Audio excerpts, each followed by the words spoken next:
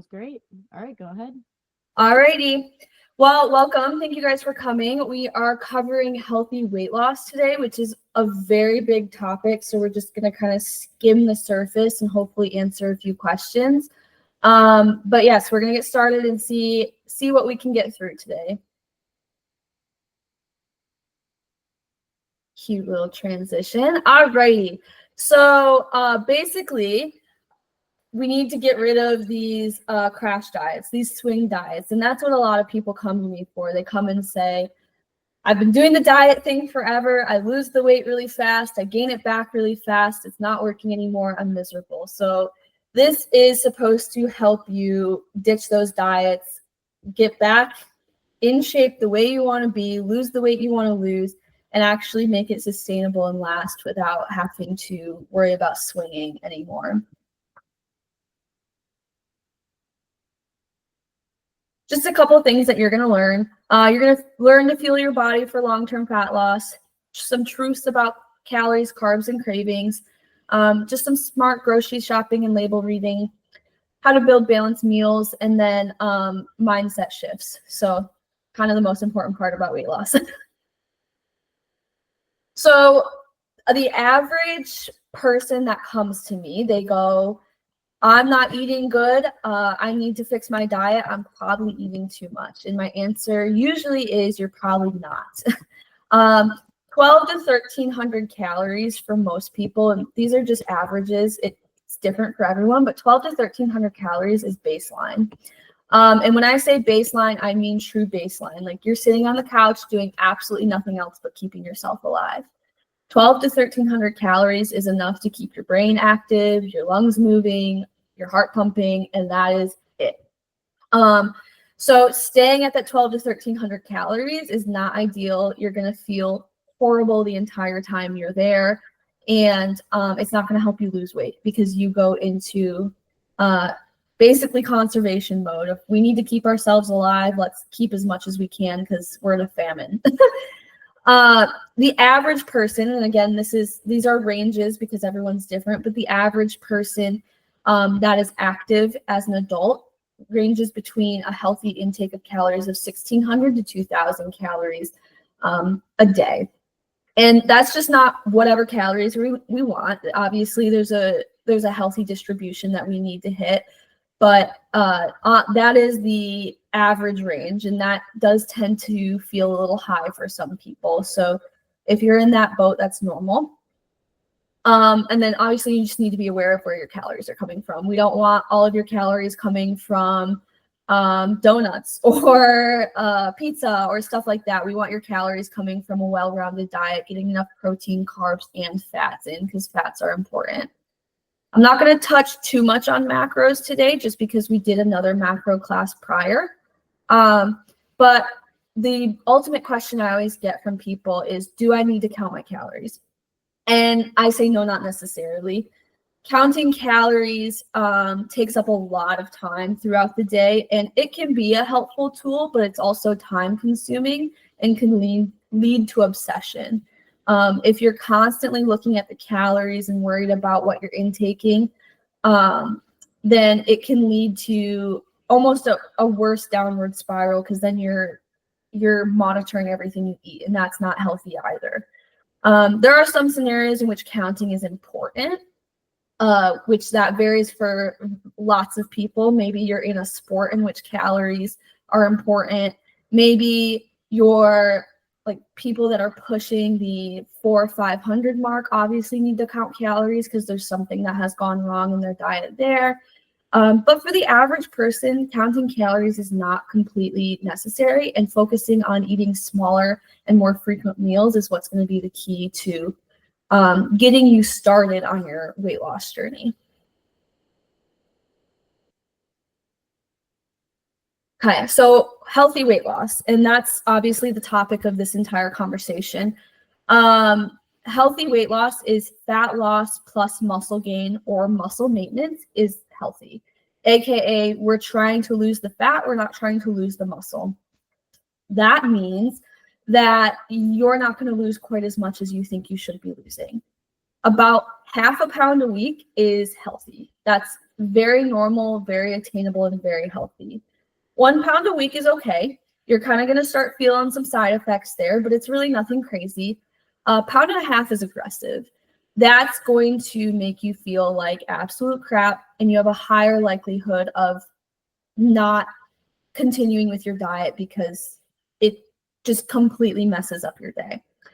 So that means that if we're going with the 1.5 pounds to 1 pound of weight loss per week, and you start your weight loss journey and you're hitting the 6-month mark, 6 months in, you should have only lost 13 to 20 pounds. And that's healthy.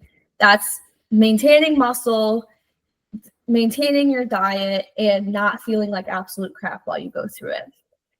And then if we are gaining muscle during that process, aka you started lifting weights for the first time and you're gaining a lot of muscle, it is possible that you're not going to see a lot of weight loss during that time. But that doesn't mean you're not doing anything.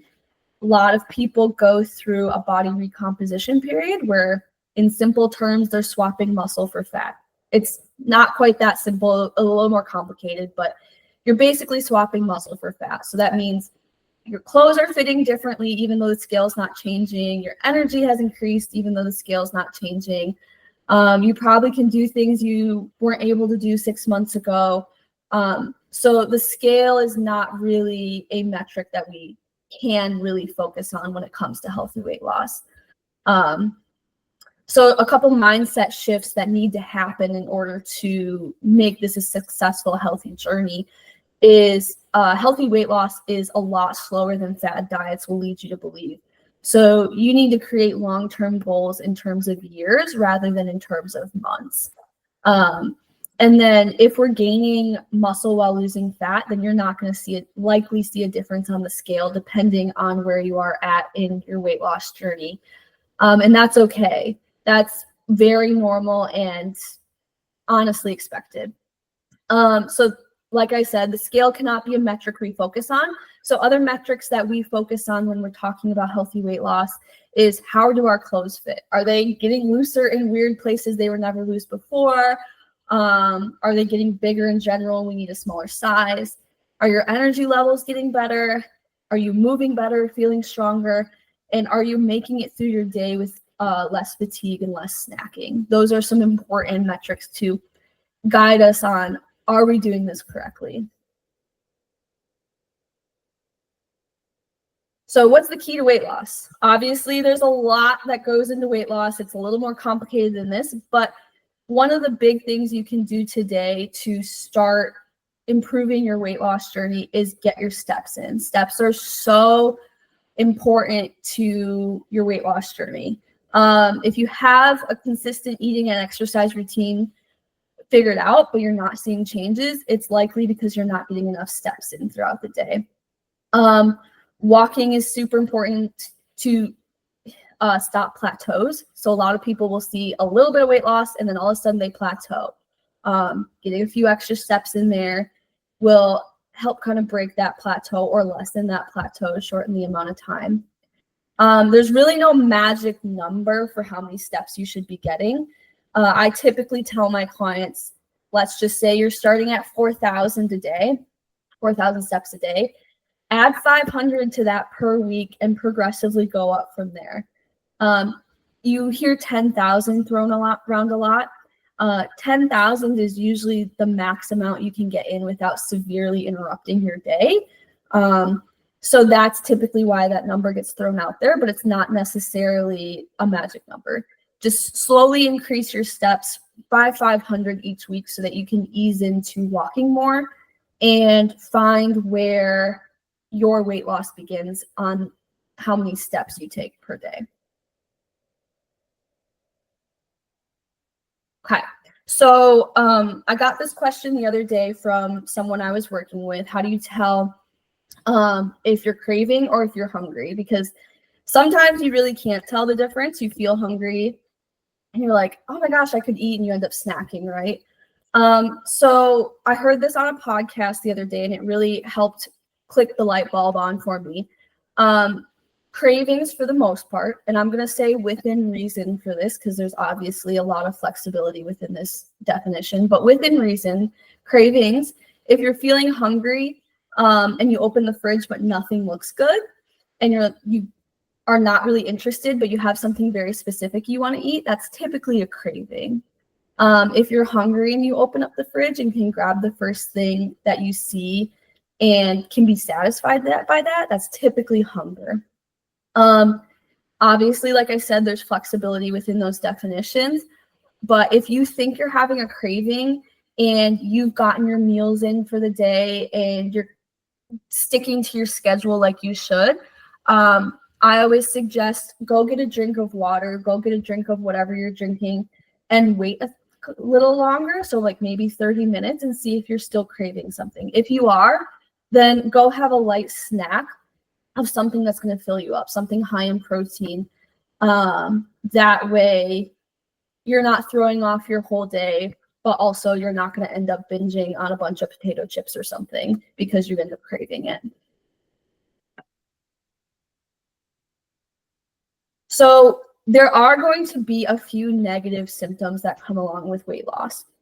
And I had a client come to me the other day and go, Jenna, you've made me realize why I've had so many blocks in my weight loss journey throughout the years, because I hit these symptoms and thought, I'm doing something wrong, I might as well stop. And that's not the case.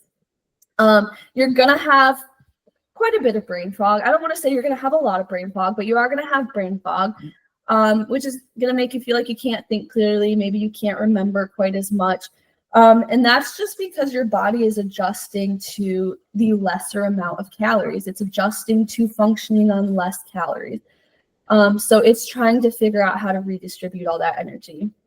That means you're also going to feel quite fatigued, because if you're used to running on 300-400 calories and you suddenly cut it down to 2, that's a significant energy loss. And despite the fact that that's a positive situation and you're losing weight, that will cause extra fatigue while your body adjusts to that change. Think about a teenager going through a growth spurt, or a middle schooler going through a growth spurt. They're cranky, they're tired, everything hurts, and they spew nonsense because they can't think clearly. Same concept, your body is going through a lot of change. It's trying to adjust its energy levels to get through those changes.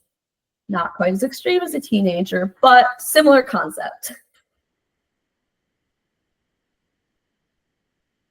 So how can we make this sustainable? Because that is the key for all of this, right? We don't want to just start this journey and quit 6 months in because we don't get what we want. And the key to make it sustainable is to take it slow. Ease into your calorie deficit.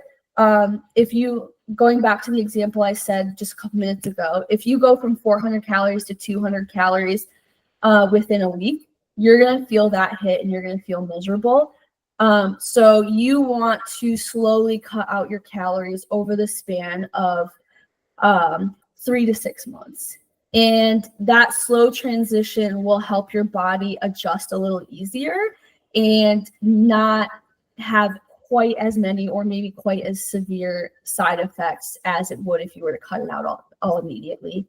Cold turkey is never good for anyone, never good for anything. So just don't do it. Keep things interesting. There's a lot of information out there that will lead you to believe that the only thing you need for weight loss is chicken and rice. And if you're not eating just chicken and rice, you're doing it wrong and you're going to gain weight. That's not true. There's a lot of healthy foods out there that will get you to your weight loss goals. And keeping things interesting and mixing and matching recipes and trying new things is what's going to keep you motivated to keep moving. I would lose all motivation and probably quit a weight loss journey if I had to eat chicken and rice every single day, because that sounds disgusting. So make sure you're trying new things. Make sure you're mixing and matching things, and don't get stuck on the same 4 meals for the rest of your life. And then take time to plan.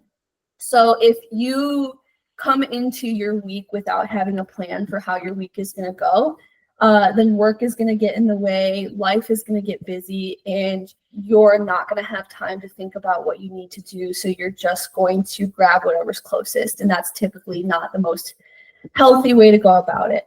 So if you take just 30 minutes to an hour a day for 1 day a week to plan what you're going to eat for meals or plan how you're going to get your workouts in and take the burden of those decisions off of the week, then once you get to the week and things get busy and things get stressful, you have a higher likelihood of staying on track because you've already made the plan. You don't have to think about the plan anymore. It's there.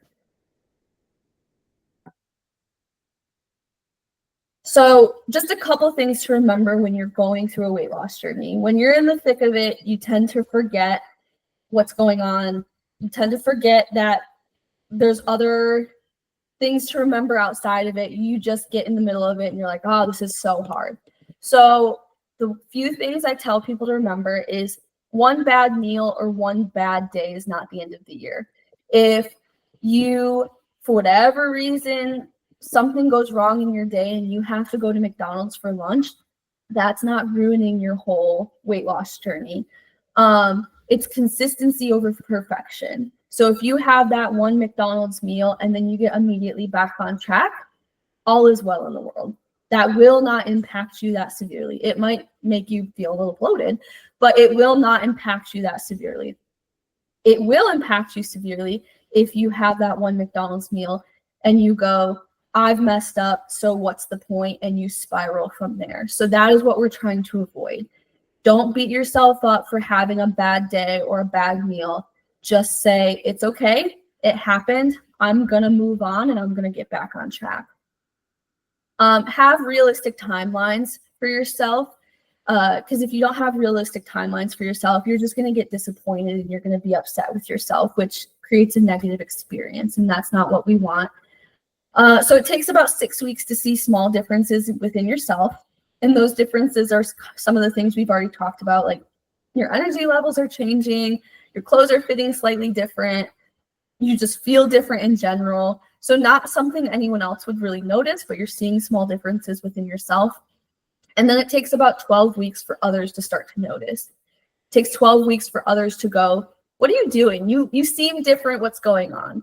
So just keep in mind that this is a long-term commitment, not a short-term solution.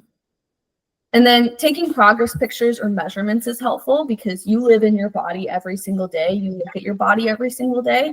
So you're not going to be able to tell much of a difference day to day. And you're going to get very frustrated at some point and go, oh my gosh, I haven't seen a change in 6 months. What's going on? If you have those pictures, you can then compare those pictures and go, okay, no, there's actually been changes. It's just hard for me to see. So it can be really motivating to have metrics like that you can actually put in front of you to keep you going and show you that you are actually making a difference.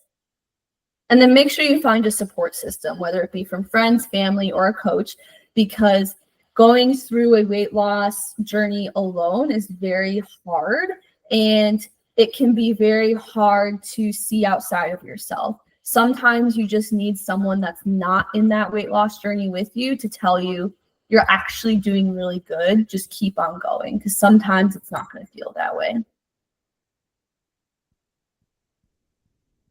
Okay, does anyone have any questions? I know that was kind of fast, and that was just a brief overview, but if anyone has any questions, they can click on and ask them now. And then if not, you are all free to go. That is all we have for you today.